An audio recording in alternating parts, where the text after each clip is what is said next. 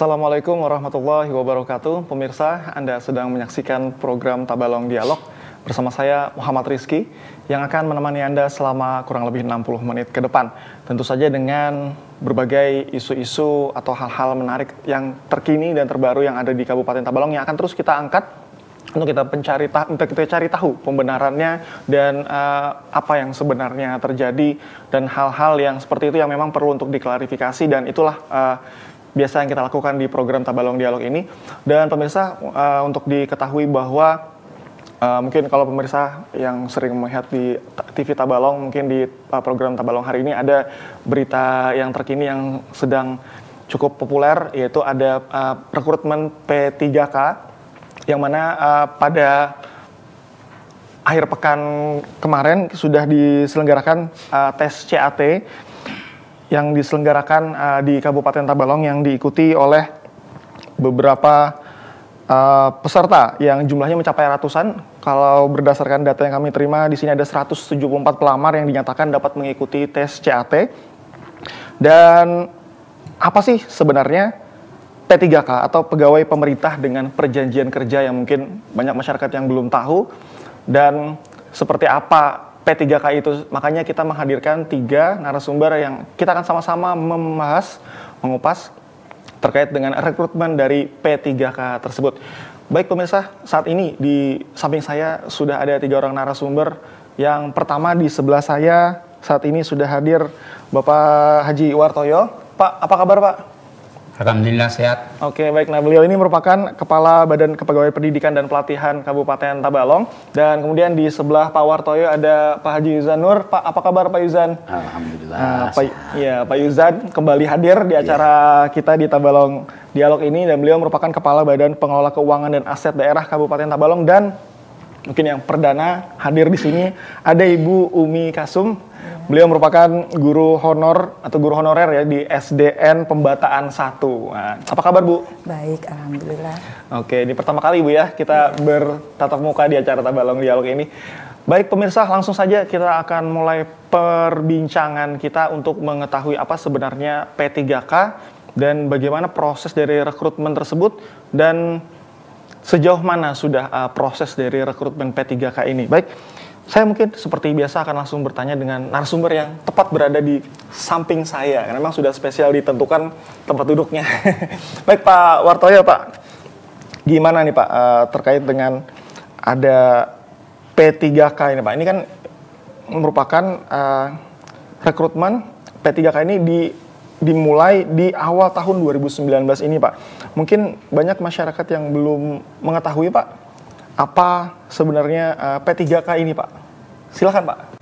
Terima kasih Mas, terima kasih kesempatan ya. Selamat berjumpa di TV Tabalong, bahwa memang benar di awal tahun 2019 ini pemerintah telah mengeluarkan kebijakan untuk pengadaan pegawai pemerintah dengan perjanjian kerja yang kita kenal dengan P3K. Untuk tahap 1 ini pemerintah telah memberikan formasi kepada kabupaten kota seluruh Indonesia. Oke, baik. P3K ini tadi kan seperti Bapak sampaikan tadi merupakan untuk kalau orang-orang menyebutnya tenaga honorer seperti itu Pak ya. Kalau boleh diceritakan Pak, untuk apa sih sebenarnya ada perekrutan P3K ini Pak bagi Kabupaten Tabalong khususnya Pak? Ya, sebenarnya untuk perekrutan P3K itu secara nasional itu sebenarnya untuk mengurangi beban kerja pemerintah daerah, sehingga dengan adanya rekrutmen dari P3K ini nanti otomatis beban kerja akan sedikit banyak akan berpengaruh terhadap beban kerja pemerintahan daerah, karena mereka para honorer yang nanti yang lulus yang ditetapkan sebagai P3K itu otomatis dia terikat seperti PNS, sehingga kinerja mereka nanti tidak akan main-main seperti pada saat menjadi tenaga honor. Walaupun pada saat tenaga honorer itu juga mereka tidak main-main, tapi sedikit banyak mereka sangat terikat sebagai PNS, seperti baik. PNS gitu. Baik, ini masih banyak mungkin masyarakat yang masih banyak yang belum tahu nih Pak ya. Mungkin kalau yang menonton pun yang selama ini menonton di berita di TV Tabalong pun mungkin masih bingung nih sebenarnya yang dikategorikan atau mereka yang boleh mengikuti tes P3K ini sebenarnya siapa saja Pak? Iya. Nah ini. Baik, sebenarnya yang boleh ikut seleksi tes P3K ini berdasarkan surat dari Menteri Pendayagunaan Aparatur Negara dan Reformasi Birokrasi itu sudah ditentukan adalah diperuntukkan untuk tenaga honor S kategori 2 dalam hal ini untuk tenaga guru, kemudian tenaga kesehatan, dan yang ketiga adalah tenaga penyuluh pertanian. Oke, tenaga kependidikan atau guru tadi ya. Terus ada dari penyuluh kesehatan dan penyuluh pertanian. Oke, ada 3 tadi 3 kategori seperti itu. Ya. Nah, ini mereka apakah punya syarat-syarat khusus Pak untuk mendaftar? Iya, syarat khusus yang jelas mereka sudah terdata sebagai tenaga honor K2. Itu syarat khusus. Harus sudah terdaftar sebagai tenaga honor K2. K2 yang kemarin pada saat tes tahun 2013 itu masih tersisa yang belum lulus. Oke, nah ini kan kalau mungkin, nah ini kan sudah sedikit ada gambaran nih Pak bahwa ternyata ada syarat khususnya tadi memiliki apa tadi Pak memiliki terdata tenaga honor sebagai tenaga ya seperti itu. Mungkin kalau di awal tadi untuk tenaga honorer seperti itu. Nah, terus ada pembagian lagi bahwa ada 3 saja nih sementara ini ya. Iya. Tadi ada yang pendidikan, terus dari penyuluh pertanian dan juga dari kesehatan. Nah, lalu ada lagi nih syarat khususnya tadi yang Bapak sebutkan tadi bahwa mereka harus memiliki terdata sebagai itu. Nah, terus Pak, ini kalau boleh tahu dari awal kemarin nih kita cerita dulu nih Pak tentang proses pendaftarannya. Kalau boleh tahu dulu di awal kemarin ini mulai dari kapan nih diinformasikan ke masyarakat bahwa ada tes dari Tabalong ini, kemudian berapa yang mendaftar Pak? Iya, oke. Untuk pengumuman ke peserta berdasarkan kita mengacu kepada surat Menpan ya. Itu pendaftaran itu pembantu dimulai sejak tanggal 8 sampai tanggal 16 Februari. Nah, itu sudah kita umumkan dan setelah kita umumkan ternyata jumlah pendaftar itu ada 180 pendaftar. Oke, 180 yang mendaftar Pak ya. Pendaftarannya apa saja Pak yang diperlukan Pak saat itu Pak? Mungkin bisa diceritakan berkas apa yang diperlukan oleh ini? Banyak ya pokoknya ya berkas-berkasnya termasuk tadi syarat apa tadi bahwa dia punya keterangan Ya, yang jelas mereka mendaftar dulu ya secara elektronik. Oke, mendaftarnya secara elektronik Pak ya? Secara elektronik. Setelah mereka mendapat terdata di situ, nanti para peserta mengirim bekas lamaran ke BKPP. Oke. Langsung dikirim lamarannya setelah mereka tercatat sebagai sudah masuk online, sebagai bisa download, bisa mendaftar secara online. Itu persyaratan administrasinya itu dikirim ke BPKP sebagai dasar nanti untuk verifikasi untuk menentukan kelulusan tidaknya seleksi administrasi. Oke, baik. Terus setelah proses seleksi administrasi Pak, apa lagi Pak tahap selanjutnya Pak? Tahap selanjutnya setelah tes administrasi ya kita ikutkan tes secara sistem CAT. CAT Pak ya? CAT. Itu sudah kita laksanakan, yang kemarin kita laksanakan pada tanggal 23 sehari penuh pada hari Sabtu, mengambil tempat di SMKN 1 Tanjung. Oke. Kemudian dari proses seleksi yang awal pemberkasan tadi Pak sampai dengan proses CAT, apakah memang kuotanya masih sama, jumlah dari pesertanya masih sama Pak, atau mengalami pengurangan karena ada berkas yang belum lengkap Pak, atau seperti apa Pak? Nah, dari 180 pendaftar itu setelah kita seleksi administrasi, ternyata yang memenuhi syarat untuk diikutsertakan tes selanjutnya itu ada 174 orang. 174 orang Pak. Ini kalau boleh, jadi ada berapa yang? Ada 6 yang tidak lulus administrasi. Oke. Di antaranya 3 itu karena satu orang memang tidak mengumpulkan berkas, kemudian 2 orang itu syarat pendidikannya tidak sesuai dengan dipersyaratkan, yang harusnya untuk guru itu S1, tapi ternyata mereka itu 1 orang di 2 dan 1 orang di 3. Kemudian yang 3 orang ini mereka melamar guru kategori SLTA. Nah, sekarang SLTA ini menjadi kewenangan provinsi, sehingga 3 pelamar ini menjadi kewenangan provinsi. Artinya memang secara administrasi gugur di Tabalong, tapi itu nanti bisa ikut tes seleksi di provinsi, karena sekarang untuk guru SLTA menjadi kewenangan provinsi. Oke, baik. Kemudian Pak, ini nanti apa ada lagi Pak tes selanjutnya setelah CAT ini Pak? Ada tes selanjutnya lagi nanti atau sudah? Setelah CAT itu menurut ketentuan dari Menpan itu tidak ada lagi. Tidak ada lagi. Ya. Kira-kira berapa lama hasil untuk diumumkan itu Pak, hasil dari tes CAT itu Pak? Nah, belum tahu ya. Kita setelah tes kemarin ya, kita sekarang ini masih dalam tahap pemberkasan, verifikasi. Setelah itu baru kita kirim ke pusat, di pusat. ke Pansel pusat. Karena Pansel daerah ini hanya punya kewenangan untuk mengirim berkas hasil tes seleksi. Jadi nanti yang menentukan lulus tidaknya itu langsung dari Pansel pusat. Wah, berarti yang menerima diterima atau tidaknya itu keputusan dari pusat Pak ya. Di sini ibaratnya cuma untuk wadah untuk menampung tadi berkas dan juga untuk menyelenggarakan tes ya Pak ya. Iya. Supaya mereka nggak jauh-jauh ke pusat gitu ya, ke Jakarta begitu seperti itu ya. Oke Pak, kemudian Pak, kita masih bicara nih seputar P3K ini, proses dari seleksinya sendiri. Kalau boleh tahu nih dari Badan Kepegawaian Pendidikan dan Pelatihan Tabalong sendiri, sebenarnya sudah dapat info ini sebenarnya sejak kapan sih Pak? Untuk ya ada bahwa nanti ada rekrutmen P3K seperti itu.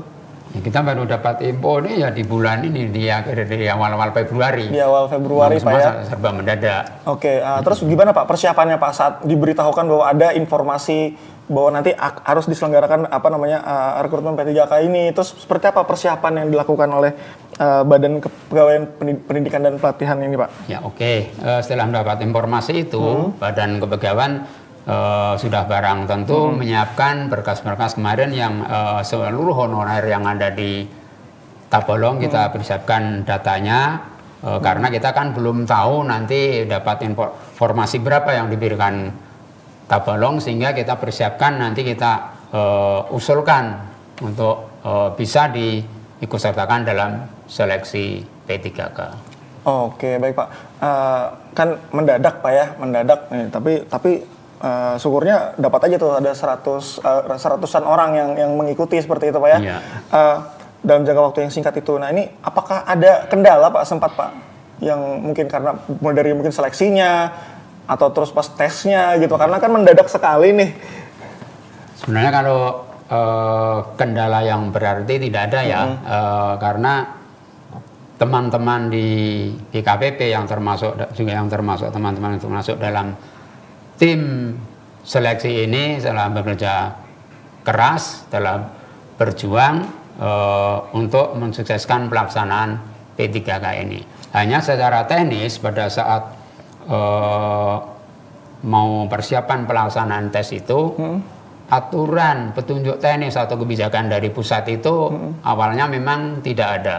Contohnya seperti untuk pelaksanaan tes itu, nanti peserta yang mau masuk urutan ke tahap, kan tes ini kita bagi 3 tahap. Oh, ada 3 tahap Pak ya? Ada 3 tahap. Boleh dikasih tahu Pak, tahapnya apa aja? Maksud kita 3 shift gitu. Oh, 3 shift. Boleh yang pertama itu kan tahap pertama, tahap kedua, tahap ketiga, tahap kedua, ketiga, keempat. Nah, itu dari pemerintah pusat itu pada saat itu belum menentukan siapa-siapa nanti yang nomor berapa atau peserta nomor berapa yang ikut tes di shift pertama.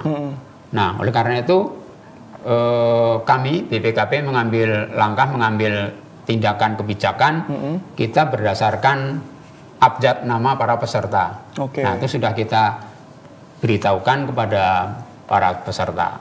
Nah, ternyata 1 hari sebelum pelaksanaan tes, tepatnya tanggal 21 itu ada petunjuk teknis dari pusat bahwa untuk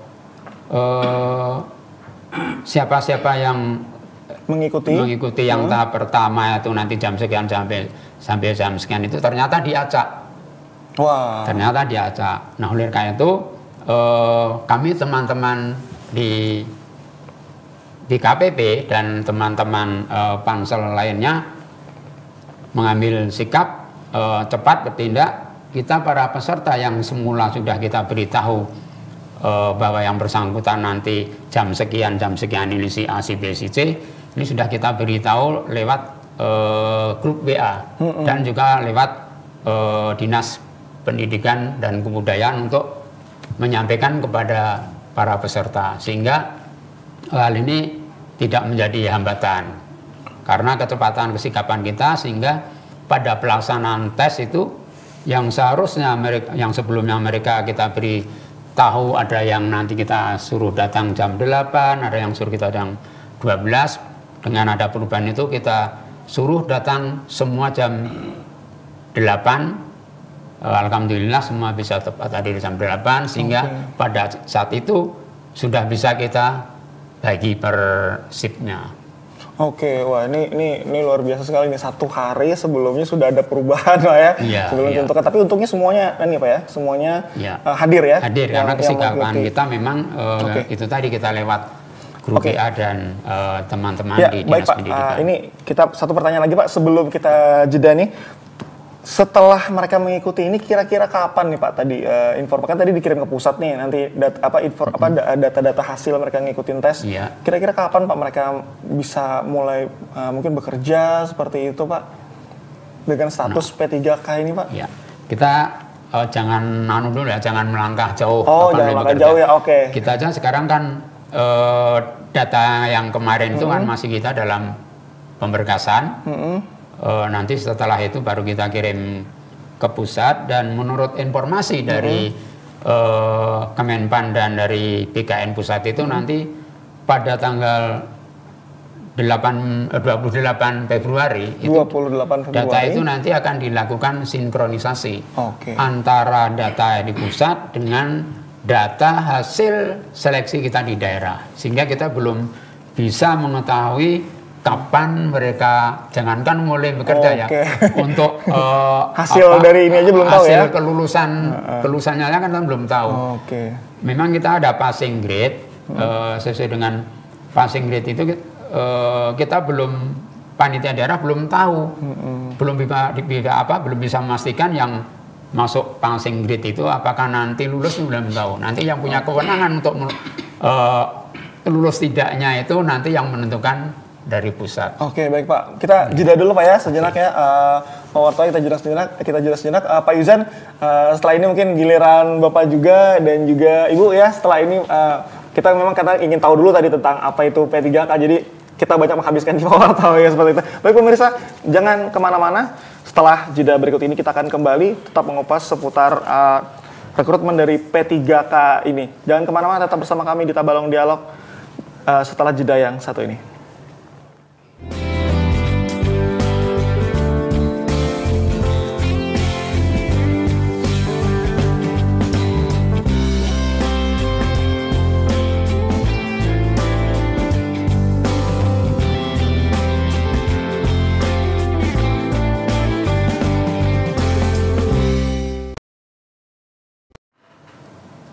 Baik pemirsa, terima kasih masih bersama kami dalam program Tabalong Dialog. Baik Pak Wartoyo, nih saya mau tanya lagi sebelum berpindah ke Pak Yuzan. Masih ada penasaran saya ini Pak gitu. Tadi kan ada banyak tuh proses mulai dari pemberkasan, kemudian masuk di proses tes CAT. Tadi di awal ada berapa yang 180 Pak ya pelamarnya. Nah kemudian yang keterima ada 174, artinya ada yang masih ada tuh ibaratnya kuota kosong atau gimana sih istilahnya gitu ya, saya nggak gitu. Nah itu gimana Pak nanti Pak itu atau memang itu dibiarkan kosong dulu atau gimana Pak? Ya baik, Memang dari 80 pelamar tadi yang memenuhi persyarat kan 174 yang ikut tes. Nah dari hasil itulah nanti yang kita sampaikan ke Pansel Pusat. Sehingga yang bagi teman-teman yang artinya gagal ya, gagal belum bisa ikut seleksi ini, ya diharapkan nanti pemerintah daerah mengharapkan untuk ada kelanjutan penerimaan P3 lagi tahap berikutnya. Karena kalau kita bahasanya ini kan tahap pertama. Nah barangkali itu nanti ada tahap berikutnya. Karena kan ada itu tadi bahasanya itu tahap pertama kan. Pemerintah daerah mengharapkan untuk ada tahap selanjutnya, sehingga nanti diharapkan bisa mengusulkan lagi bagi teman-teman yang gagal pada saat ini, dengan catatan kalau memang persyaratan itu harus S1 ya yang di 3 sama di 2 tadi sampai kapanpun ya tidak akan bisa mendaftar, kecuali ada kebijakan dari pusat lagi untuk merubah status latar belakang pendidikan. Karena memang dari pusat Pak ya keputusannya, kebijakannya. Baik Pak, itu kan secara umum nih Pak, secara umum maksudnya dari, kan tadi ada 3 kategori tadi Pak ya, dari yang pendidikan, yang honorer pendidikan, penyuluh pertanian dan kesehatan. Ini kalau boleh tahu, kan 180 awalnya tadi ya. Nah ini 3 ini samakah kuotanya atau berbeda Pak? Berapa kuotanya? Ini saya belum tanya tadi. Iya, kalau untuk tenaga kesehatan kan cuma dapat formasi 2. Dan itu sampai berakhirnya pendaftaran kemarin untuk tenaga kesehatan tidak ada yang mendaftar. Tidak ada? Tidak ada. Kemudian untuk tenaga penyuluh pertanian itu ada 11 mendaftar. Sehingga sisanya untuk tenaga pendidikan. Ini kalau boleh tahu nih Pak, mungkin apakah Bapak tahu kenapa kok perbedaannya begitu banyak ini yang di tenaga kependidikan ini? Kalau boleh tahu nih, kenapa Pak? Mungkin Bapak tahu. Itu kan sesuai dengan database kita, database gitu ya? X.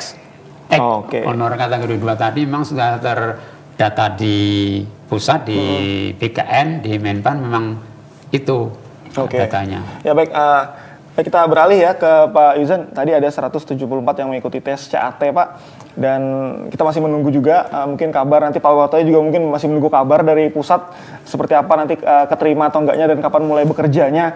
Nah ini kalau ke Pak Yuzan ini otomatis berbicara masalah anggaran ya, seperti itu kan. Kalau boleh tahu Pak, di tahun ini apakah memang Bapak mungkin sebelumnya sudah tahu juga Pak ya tentang info ada penerimaan rekrutmen P3K ini Pak ya? Boleh tahu nih Pak, apakah memang sudah ada nih, maksudnya penganggaran terkait khusus untuk P3K ini Pak, di tahun 2019 ini Pak? Baik. Assalamualaikum warahmatullahi wabarakatuh. Waalaikumsalam. Selamat pagi pemirsa dan saudara Rizky. Untuk program P3K ini, idealnya dan lazimnya penganggaran itu dalam APBN.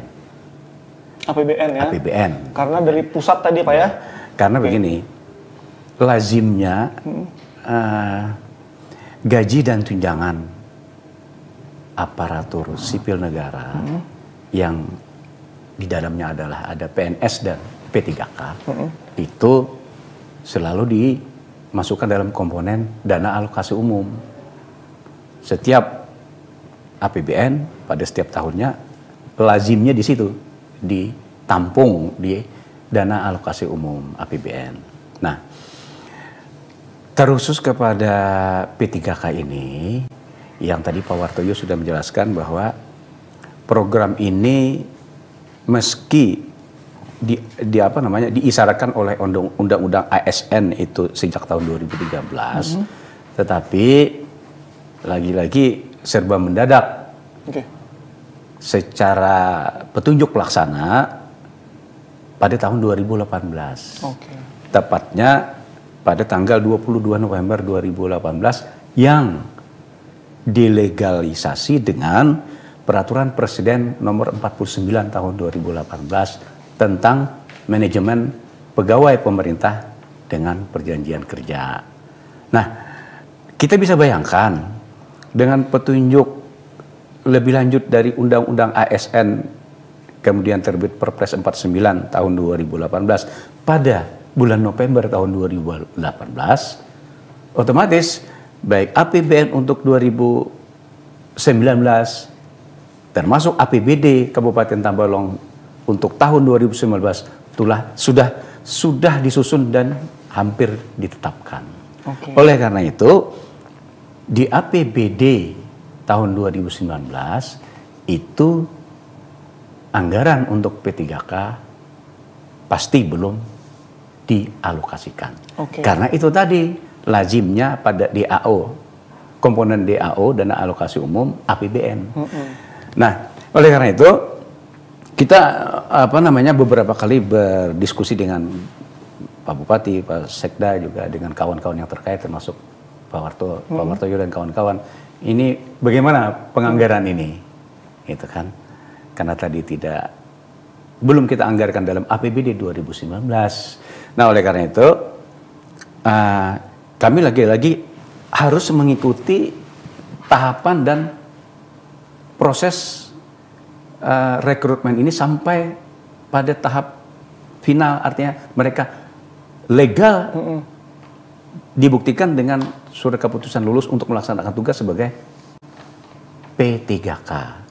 Nah, oleh karena itu bulan berapa nanti mereka ditetapkan, ditetapkan lulus, ditetapkan sebagai P3K, maka kita akan siap-siap untuk menganggarkan itu. Nah, sebelum dilanjut, kalaupun ini oleh pemerintah pusat dalam hal ini ya, harus dilaksanakan di 2019, harus dianggarkan, maka jalan yang paling bisa kita tempuh adalah melalui mekanisme APBD perubahan 2019.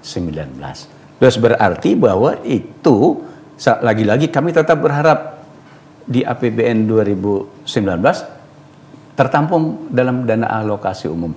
Kalaupun tidak mau, suka tidak suka, maka pemerintah daerah harus menganggarkan dalam APBD perubahan 2019. Begitu. Jadi kalau boleh dibilang lebih condongnya ke APBD ya, anggaran dari pemerintah daerah ya. Itu cenderungnya ke sana, tapi lagi-lagi saya yakin semua pemerintah daerah pasti berharap kepada APBN melalui komponen dana alokasi umum. Tapi kita harus bersiap-siap juga ketika itu diinstruksikan oleh pemerintah pusat bahwa harus dianggarkan dalam APBD. Pak, kalau secara teknis Pak, apakah setelah ini kan baru beberapa juga Pak Warto juga baru dapat infonya kan yang kemarin Pak tentang lalu dilakukan seleksi dan tes. Kalau dari Pak Yusen apa sudah ada juga Pak informasi seputar teknis nanti penganggarannya seperti apa, seperti itu Pak? Masih menunggu juga hasil atau gimana? Iya, itu kan kami tadi menunggu proses sampai final dari rekrutmen ini. Nah, hanya saja kesiapan kami tentu saja harus berhitung.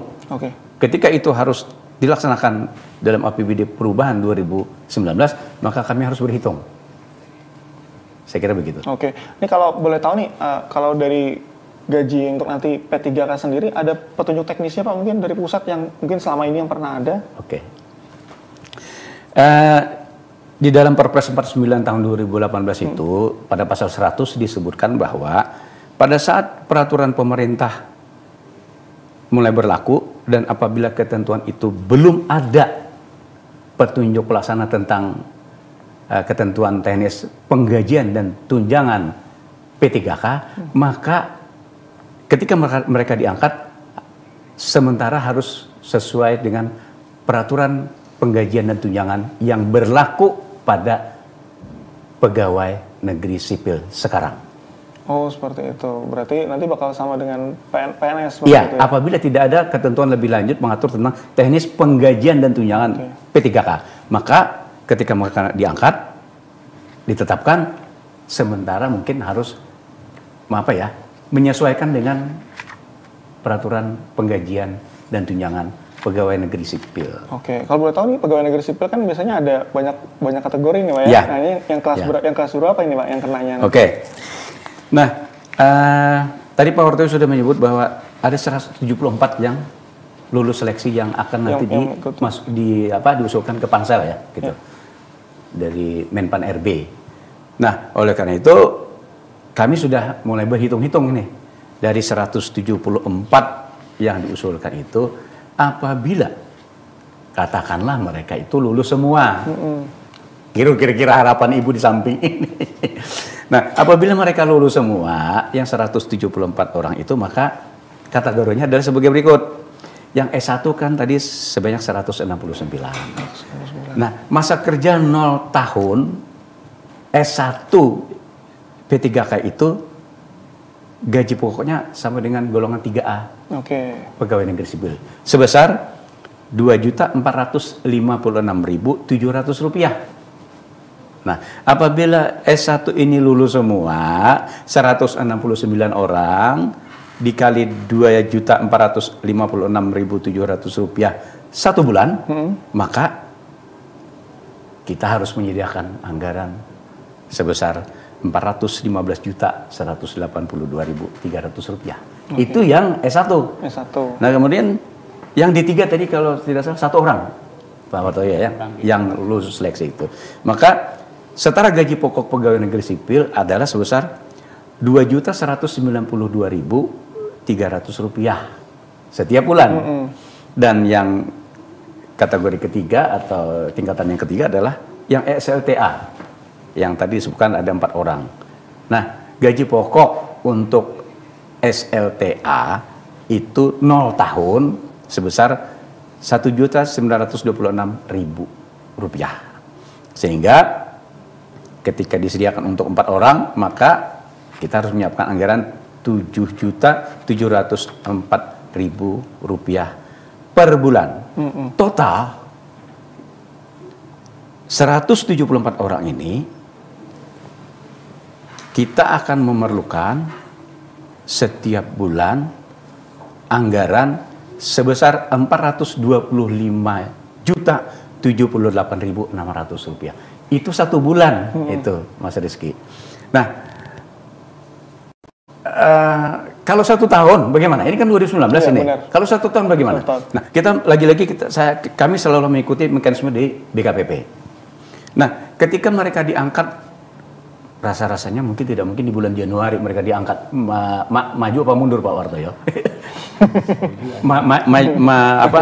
Mundur ya itu. Nah, biasanya kan pengangkatan itu bulan April. Katakanlah 1 April. Ini kan bulan Februari ya. Proses cepat gitu ya. Februari, Maret keluar lulus ketentuan apa pengumuman dari Menpan RB. Nah, katakanlah mereka nanti diangkat terhitung mulai tanggal 1 April 2019. Berarti April ke Desember itu berarti 9 bulan. 9 bulan dalam tahun 2019 kita harus menganggarkan sebesar Rp3.807.400 Dan mau nggak mau APBD tadi Pak ya? APBD tadi apabila tidak ada angin-angin segar dari APBN. Kita harus menyiapkan itu dalam APBD perubahan. Saya kira begitu, Mas Rizky. Tapi kalau secara umum Pak, siap Pak? Ya, mau tidak mau. Mungkin hingga perubahan mungkin seperti ya, mudah-mudahan kalau itu memang bebannya kepada APBD, tentu saja kita harus menggenjot sektor penerimaan di luar dana alokasi umum, termasuk terutama adalah PAD. Ya, itu nanti bebannya. Kira begitu. Oke, baik. Ini tadi pemirsa penjelasan dari Pak Yuzon terkait dengan penganggaran. Kalau tadi sebelumnya dengan Pak Wartoyo terkait dengan bagaimana proses rekrutmen P3K. Nah, setelah ini pemirsa, setelah jeda iklan berikut ini yang akan lewat ini, kita akan juga berbincang dengan salah seorang honorer yang mengikuti mengikuti tes CAT kemarin ya. Oke, baik. Jangan kemana-mana pemirsa, tetap bersama kami setelah jeda yang satu ini.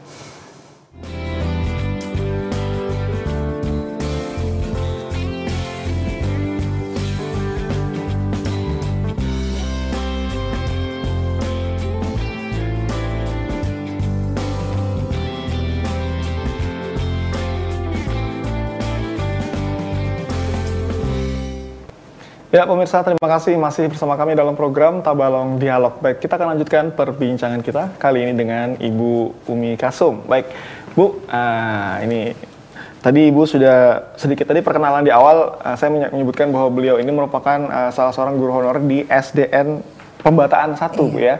Oke, nah ini kalau boleh tahu Ibu sudah berapa lama Bu menjadi, ini kita cerita dulu Bu, cerita aja di kita kali ini. Kalau boleh tahu Ibu berapa lama Bu udah jadi guru honorer gitu? Kalau saya hampir 15 tahun. 15 tahun? Dari tahun 2005 di SDN Walangkir, Kecamatan Tanta. Oke, terus kita pindah ke SDN Belimbing Raya 2006. Terus dipindah lagi oleh dinas ke SDN Satu Atap, Pulau Kuu, Kecamatan Tanta. Oke. Terus dipindah lagi karena kekurangan guru, kita dipindah lagi Pak ke SDN Satu Atap Laburan, tetap di Kecamatan Tanta. Di situ di pelosok semua. Oke. Jadi sekarang dari tahun 2013 saya masuk SDN Pembataan. Di SDN Pembataan. Sampai sekarang. Sampai sekarang. Oke. Kalau boleh tahu Ibu guru apa Bu mata pelajarannya? Kemarin kita guru kelas di SDN Walangkir, terus dipindah di SDN Pulau Kuu itu sebagai guru olahraga. Guru olahraga? Iya, padahal kita kan basicnya di PGSD, tetapi karena kekurangan guru di SD itu, kekurangan guru SDN Satu Atap di desa terpencil, kita ke sana guru olahraga dan guru PKN, karena di SMP, SD SMP Satu Atap. Oke, baik. Kemudian ini ada info di tahun ini yang sesuai dengan tema kita ini bahwa ada rekrutmen P3K seperti itu. Nah ini Ibu kalau boleh tahu dulu, Ibu tahu infonya sebelumnya gimana Bu dapat infonya? Ada sih desas-desus sudah beberapa bulan. Cuman kita sebagai guru honor K2 sangat berharap sekali adanya tes tersebut. Jadi ya semua teman-teman juga berharap seluruh Indonesia untuk K2 yang tertinggal adanya kebijakan pemerintah. Oke. Iya. Jadi Ibu sendiri begitu ternyata memang betul-betul ada nih perekrutan P3K ini seperti apa kemudian yang Ibu rasakan? Sangat bersyukur Pak dengan adanya kebijakan pemerintah. Dan berterima kasih kepada Bapak Bupati, terus instansi yang terkait di dalamnya. Sangat bersyukur kami. Yang lebih dari 10 tahun kalau bagi saya, ada juga yang lebih 15 tahun, 18 tahun menghonor. Jadi kita sebagai guru honorer ini bukan minta jasa, diberi peluang lah untuk penghargaan dari semua yang kita abdikan. Bukan kita minta jasa ini, bukan, cuman minta penghargaan saja.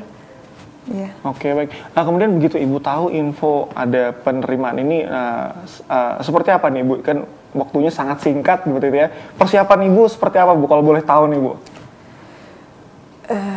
Kita kemarin mendadak cuman seminggu ya Pak ya, seminggu langsung mendaftar online,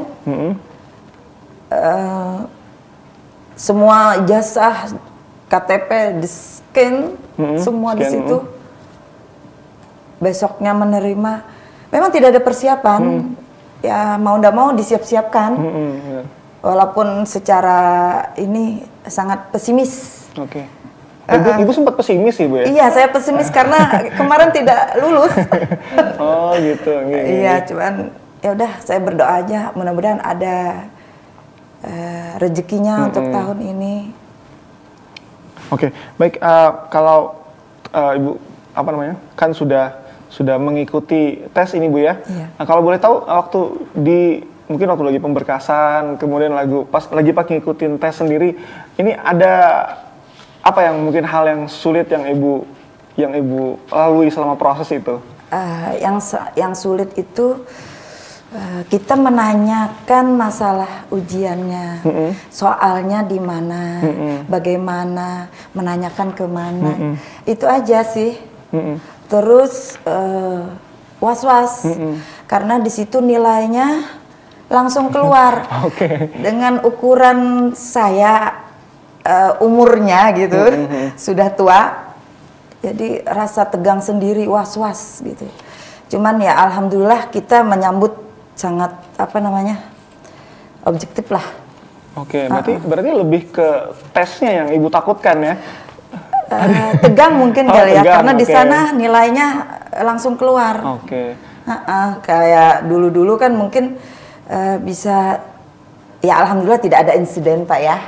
Kayak kemarin waktu UKG kan ada insiden gitu. Kaget karena melihat nilai langsung keluar. Saya masuk ke kelasnya hampir mau nangis, mau masuk ujian mau hampir nangis, gugup. Terus keluarnya juga nggak bisa berdiri karena melihat angka itu, kagum. Tapi ya alhamdulillah.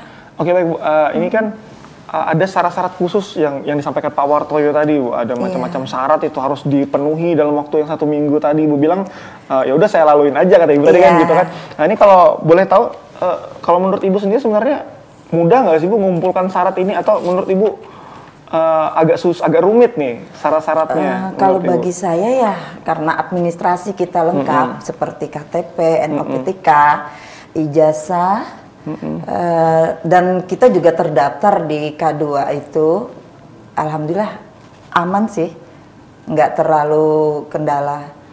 Oke, baik. Ibu tadi baik, ini saya bertanya dulu lagi ya dengan yang ke Pak Wartoyo mungkin Pak. Pak, ini ada tanggapan dari Ibu siapa pokoknya, Ibu Umi atau Ibu Umi Kasum panggilannya? Ibu Umi ya. Oke, dari Ibu Umi tadi beliau sangat ibaratnya sangat senang sekali gitu kan dengan adanya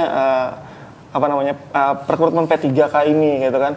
Apalagi beliau sudah kurang lebih 15 tahun Bu ya, seperti itu. Nah, ini kalau tanggapan dari Bapak sendiri seperti apa Pak dengan yang diceritakan dengan keberadaan rekrutmen P3K ini Pak bagi guru honorer khususnya Pak? Ya, terima kasih ya Mas Riki.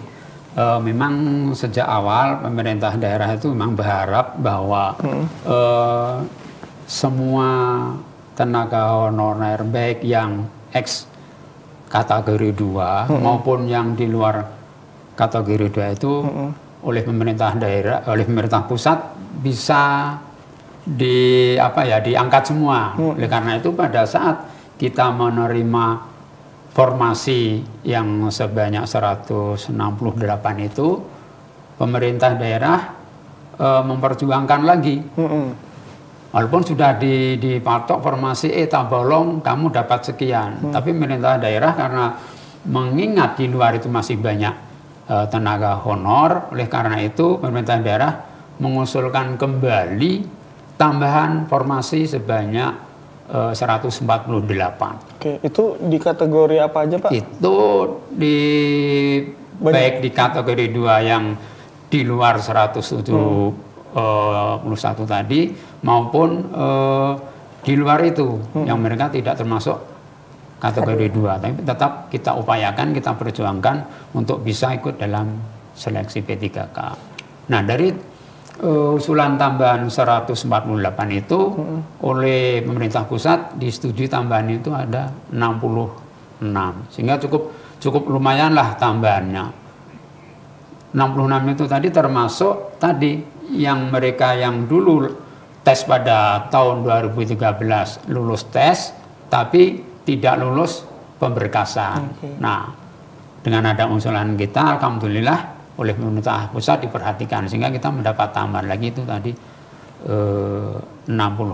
Oke, baik. Ini saya kembali lagi nih ke Bu Umi. Bu, dengan adanya rekrutmen P3K ini sendiri, kalau boleh tahu tanggapan Ibu sendiri, mungkin ada mewakili mungkin aspirasi dari teman-teman seprofesi, gimana Bu? Kalau kami berharap kebijakan ini berkelanjutan. Jadi teman-teman yang honorer yang biasa juga bisa merasakan seperti ini melalui tes CAT. Nah, jadi bukan khusus untuk K2 aja, maaf Bapak. Ini kan masih banyak yang honor-honor yang di bawah kita juga. Ada yang 5 tahun, 8 tahun. Jadi diberi kesempatan untuk mengikuti tes seperti ini. Oke, baik. Ini saya mau tanya sebentar Bu ya, mohon maaf saya potong dulu. Pak, ini saya masih belum kurang paham nih mungkin. Tadi ada yang honorer yang K2 tadi sama yang honorer apa yang biasa mungkin apa gimana? Itu gimana Pak perbedaannya Pak maksudnya? Ada honorer yang K2 terus honorer itu maksudnya gimana Pak? Itu kalau honor kategori 2 itu kan tadi yang sudah terdata database ya? di BKN. Itu disebut honorer K2. Ya. Oleh karena itu tadi pemerintah daerah tetap mengupayakan mengusulkan di luar itu juga bisa untuk diangkat menjadi P3K. Jadi dan itu tadi kita mendapat tambahan itu tadi alhamdulillah mendapat tambahan formasi 66 tadi di luar itu. Oke, jadi perbedaannya tadi ada di sudah punya ininya apa belum gitu tadi Pak ya? Yang K2 dengan yang biasa tadi ya. Oke. Nah itu kalau boleh tahu syarat-syaratnya Pak untuk bisa jadi K2 tadi?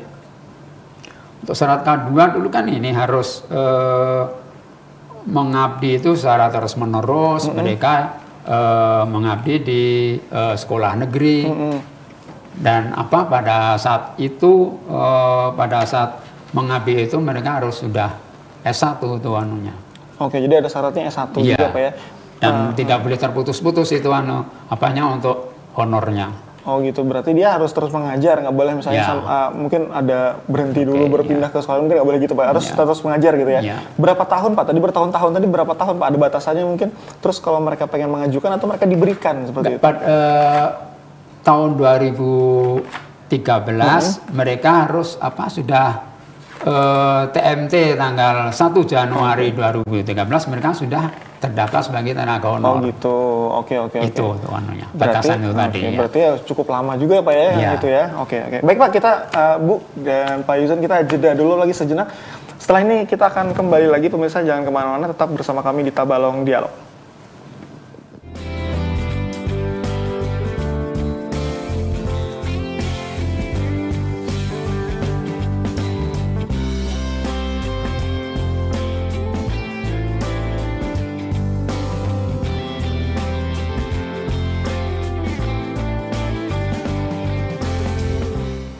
Baik pemirsa, terima kasih masih bersama kami dalam program Tabalong Dialog. Kita akan kembali melanjutkan perbincangan kita. Baik Pak Wartoyo, Pak tadi kan Pak Yuzan mungkin juga sudah menjelaskan kalau masalah penggajian seperti itu nanti bakal setara dengan PNS seperti itu kan. Dan juga Bu Umi tadi kayaknya sangat bersyukur sekali beliau, berarti itu ada hal yang menyenangkan, jadi bersyukur seperti itu. Nah ini kalau boleh tahu nih Pak Wartoyo, apa sih sebenarnya perbedaannya antara nanti P3K ini dengan PNS seperti itu Pak? Secara hak dan kewajiban mungkin Pak, porsi kerja, tugas seperti itu. Silakan Pak.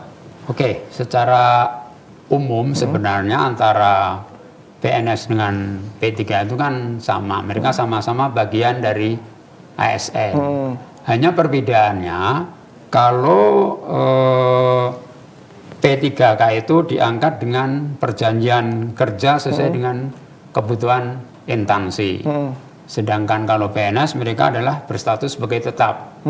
Itu salah satu perbedaan. Kemudian pada saat pengangkatan itu untuk P3K itu usia paling rendah 20 tahun, paling tinggi setahun sebelum batas usia pensiun. Sedangkan untuk calon PNS itu batas usia paling rendah 18 tahun dan paling tinggi 35 tahun. Kemudian kalau P3K mereka tidak mendapat jaminan pensiun. Sedangkan kalau PNS mendapat jaminan pensiun. Itu yang perbedaan yang prinsip. Kalau yang lainnya hampir sama dengan PNS. Mereka hak kewajiban juga sama dengan PNS. Oke baik, kalau untuk jabatannya Pak, jabatannya mereka kayak di struktural atau gimana? Nah, ada nggak jenjang seperti itu juga? Jabatan yang ASN yang bisa diisi oleh P3K itu mereka bisa di jabatan fungsional, kemudian bisa di jabatan pimpinan tinggi madya dan utama. Kalau untuk PNS, semua ASN bisa dijabat oleh PNS. Oke, baik. Tadi kan ada yang di per instansi tadi ya, yang poin berapa Bapak menyebutkan tadi, ada yang mereka di per instansi perjanjian kerja. Ya, perjanjian kerjanya di instansi. Nah, itu kalau boleh tuh perjanjian kerjanya itu gimana Pak? Seperti ASN kah atau gimana? Atau per tahun atau gimana Pak? Perjanjian kerja nanti kan mungkin bisa per tahun, per 2 tahun nanti untuk perpanjangan perjanjian itu nanti kan dinilai dari kinerjanya. Apakah kalau mereka nilai kerjanya bagus, mungkin pemerintah daerah akan melanjutkan untuk yang bersangkutan. Tapi untuk perjanjian kerja ini nanti juga akan ada petunjuk teknisnya. Apakah per tahun atau 2 tahun itu nanti secara terus-menerus sepanjang instansi atau pemerintah daerah memerlukan, mereka tetap akan diperpanjang sesuai dengan penilaian kinerja yang bersangkutan. Oke, ini kalau perbedaannya P3K ini dengan waktu mereka masih honorer yang sebelumnya seperti apa Pak? Kalau honorer yang sebelumnya mereka kan perlakuannya mungkin cuma mendapat honor terbatas. Kalau nanti kan sebagaimana dijelaskan oleh Pak Yujan tadi, mereka nanti gajinya itu perlakuannya seperti yang berlaku untuk PNS. Oke, berarti kesejahteraannya itu yang ditingkatkan sama seperti PNS. Iya. Oke, baik. Oke Pak, ini menjelang penghujung dari acara ini, mungkin saya ingin meminta apa yang Pak harapkan Pak, mungkin khususnya dengan keberadaan rekrutmen P3K ini Pak, untuk para honorer-honorer yang ada di Kabupaten Tabalong Pak. Khususnya untuk yang teman-teman honorer yang saat ini belum berkesempatan ikut tes rekrutmen, ya kami pemerintah daerah tentunya mengharapkan mereka ini jangan berkecil hati, tetap semangat untuk melanjutkan perjuangannya, pengabdiannya, dan tentunya pemerintah daerah nanti juga mengharapkan mudah-mudahan nanti untuk rekrutmen tahap berikutnya itu diharapkan ada, sehingga mereka yang sekarang belum berkesempatan ini nanti bisa kesempatan di tahap berikutnya, seandainya itu ada penerimaan tahap berikutnya. Oke, baik. Kalau Pak Yuzan gimana Pak terkait dengan anggaran Pak, mungkin yang diharapkan? Oke, baik. Sebelumnya saya ingin menyampaikan bahwa tadi Pak Hortensio sudah menyinggung sedikit bahwa hak P3K ini hampir mirip saja dengan PNS. Nah, ketika mereka diangkat nanti, selain gaji dan tunjangan kan ada jaminan keselamatan kerja dan jaminan kematian. Itu juga menjadi salah satu hak yang akan didapatkan oleh P3K. Nah, dan itu otomatis memerlukan anggaran juga kepada pemerintah, apakah pemerintah pusat atau pemerintah daerah. Nah, oleh karena itu, saya berharap kepada semua calon P3K atau mereka yang masih tercecer dalam tanda kutip belum termasuk dalam seleksi 174 di Tabalong ini, jangan berkecil hati. Karena apa? Oleh pemerintah pusat dalam peraturan pemerintah nomor 9 itu disyaratkan bahwa paling lama 5 tahun semua pegawai non PNS, non P3K itu diharapkan akan diangkat akan diseleksi ke dalam proses P3K. Sehingga idealnya nantinya diharapkan bahwa tidak ada lagi yang namanya honor bulanan, honor SKPD, apapun namanya, sehingga hanya ada 2, PNS dan P3K. Nah, dengan hak-hak yang hampir mirip sama dengan PNS tadi, kami berharap kepada calon P3K atau non PNS yang lain yang nanti secara alami 5 tahun ke depan akan ikut seleksi, berkompetisilah dengan baik, siapkan diri dengan baik, dengan potensi dan kemampuan sesuai dengan basic latar belakangnya masing-masing, sehingga ini bisa ikut dalam rekrutmen P3K terutama 5 tahun ke depan. Saya kira begitu. Berkompetisi dengan baik, siapkan diri dengan baik. Oke. Saya kira demikian. Ya baik, terima kasih Pak Yuzan. Dan terakhir dari Ibu Umi, silakan Bu, ada yang mungkin ingin disampaikan Bu, baik ke beliau-beliau yang ada di depan mungkin, silakan. Ya, saya sebagai guru honorer mengatasnamakan seluruh guru honorer Tabalong, Bapak, sangat berterima kasih dan sangat bersyukur dengan adanya tes ini. Yang tidak bisa diucapkan lagi cara bersyukurnya itu, Bapak. Iya. Terima kasih banyak. Itu saja yang kami ucapkan, yang diberikan kesempatan lah. Jadi kami terus semangat menjalankan tugas, mengabdikan diri, memberikan ilmu kepada anak bangsa dengan penuh keikhlasan. Terima kasih Bapak. Oke, baik, sudah Ibu? Ya. Mungkin ada lagi yang mau disampaikan? Sudah cukup? Sudah cukup. Oke, baik ya. Terima kasih atas kehadiran Bapak, Ibu, kehadiran Pak Wartoyo, Pak Yuzan yang berkali-kali hadir di acara Tabalong, dan juga Ibu yang pertama kali hadir sini. Saya ucapkan terima kasih sudah berkenan hadir, karena saya tahu pasti Bapak dan Ibu pasti punya waktu yang sibuk, tapi masih bersedia untuk hadir di sini untuk meluangkan waktunya untuk menyampaikan apa yang sebenarnya terjadi yang memang sesuai dengan isu-isu terkini dan disampaikan kepada masyarakat yang ada di Kabupaten Tabalong. Dan mudah-mudahan ini menjadi jelas di masyarakat, dan juga aspirasi khususnya dari Ibu tadi itu benar-benar tersampaikan dan dilihat baik oleh masyarakat maupun oleh pemerintah. Kalau bisa bukan hanya pemerintah Tabalong saja, tapi pemerintah pusat, karena kita disiarkannya juga Pak bisa dilihat sampai ke luar daerah seperti itu. Baik, sekali lagi saya ucapkan terima kasih Bapak dan Ibu. Baik pemirsa, terima kasih atas partisipasi Anda yang sudah menonton acara kami hingga tayangan ini berakhir. Saya Muhammad Rizky beserta kru yang bertugas, kami pamit undur diri. Kami mengucapkan terima kasih. Wassalamualaikum warahmatullahi wabarakatuh. Pak, makasih Pak. Makasih.